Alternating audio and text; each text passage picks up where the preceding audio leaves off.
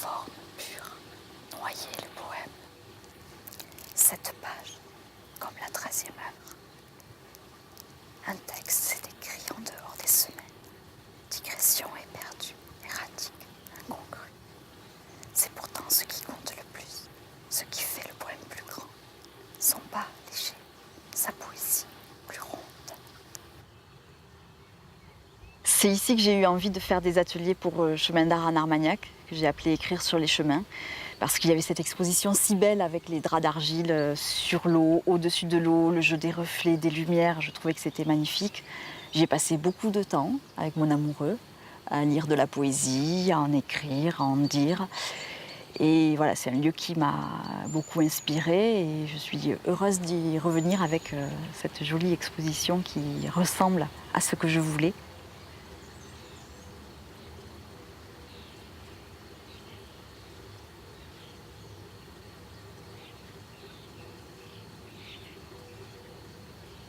Il y a 53 poèmes parce qu'il y a un poème par semaine et 52 semaines dans l'année.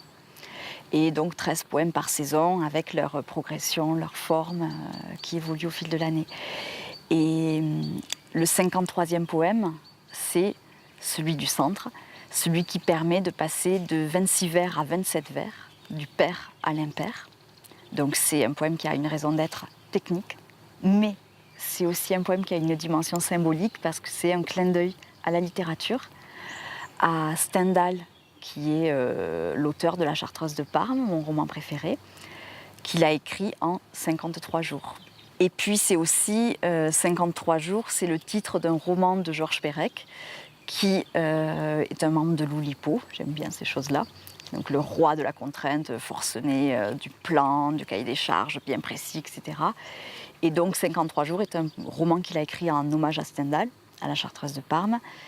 Et voilà, et donc quand j'ai découvert cette coïncidence, je me suis dit que mon 53e poème, il avait vraiment toute sa raison d'être, puisque ce sont deux de mes inspirations.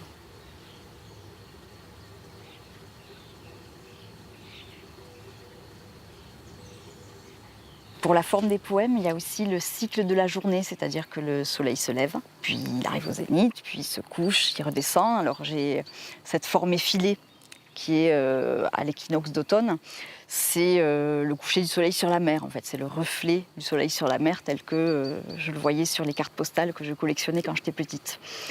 Et pour la toute fin, je savais que je voulais arriver à l'étoile pour le solstice d'hiver. Et j'avais vraiment du mal à savoir comment j'allais y arriver. Et puis j'ai trouvé cette forme de cette bulle qui s'élève et qui disparaît par le haut. J'ai trouvé que c'était bien. Voilà.